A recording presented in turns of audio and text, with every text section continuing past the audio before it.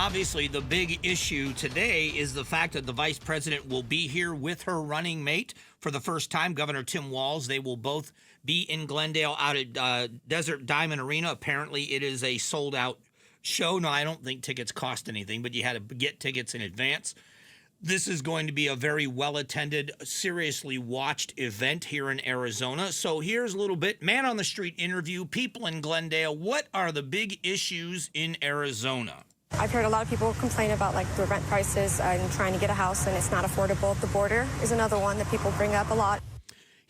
And again, I don't want to go it shouldn't be just what I think, but this issue, affordable housing, this is something that should be addressed by both campaigns. And they're going to have absolutely different approaches, which is in the end what the American people should be deciding on. Honestly, I want you to think about it. If you have when politics don't play a role in things, if you've been diagnosed with something, God forbid, or you have a sick child and you go to a doctor and a doctor says, well, your doctor says, this is what I think we need to do.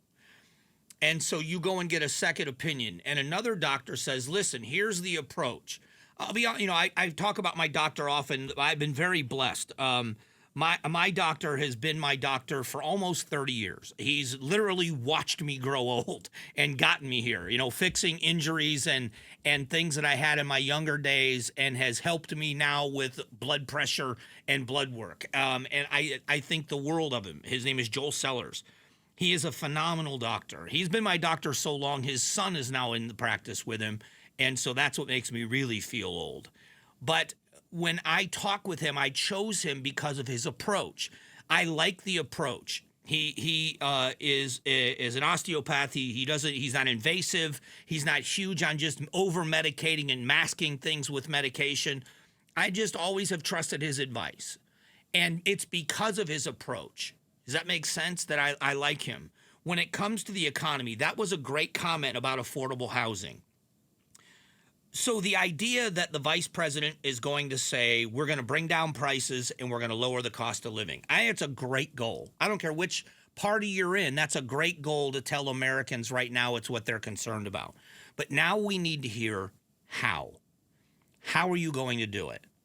This is where Americans, and independents definitely will, but Americans should make their decisions. The Democrats are voting for the Democrats. The Republicans are voting for the Republicans. The good thing, and I'm not an independent. I'm not. If you're new to the show, I am not an independent. I am a Republican. But what I love about the independent voters, here's what they are going to force if they stand firm. They are going to want answers. Don't give me your bumper sticker, T-shirt slogans. I want details.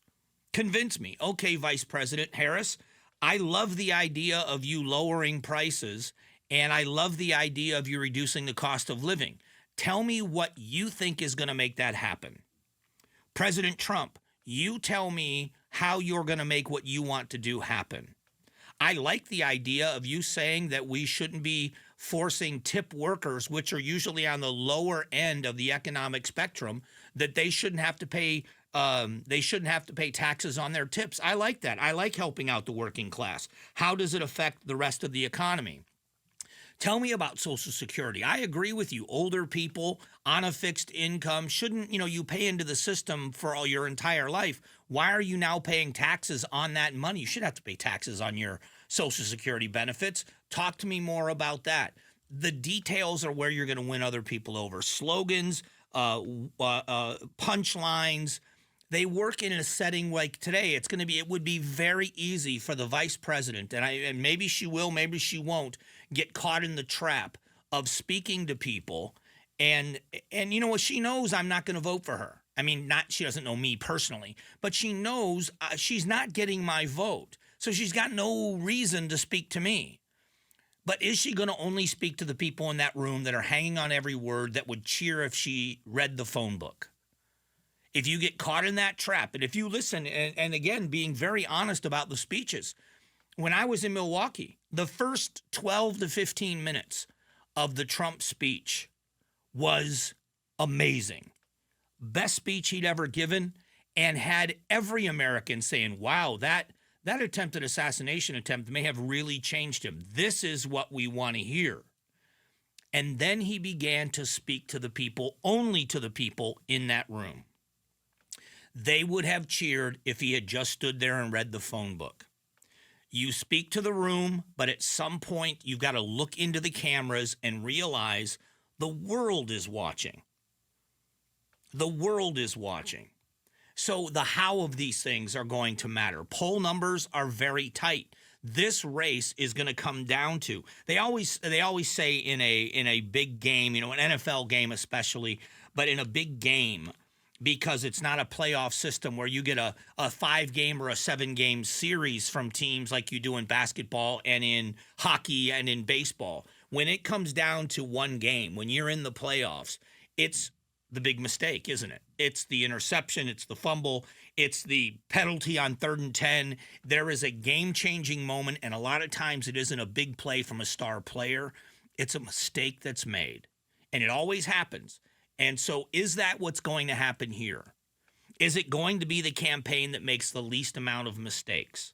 Are you looking at the opposition research that is telling you this is where you're strong, this is where you have no shot, and here's the area where you can make an impact? And if you look at that and say, okay, I have to go talk to those people, then do it. Stick to the script. Talk to those people. In the end, it is about winning. That's it. It's about winning. You have people that have dedicated their lives in this time period to volunteer for you. You have people that have dedicated their income, huge amounts of money from rich donors. But both campaigns are getting grassroots support.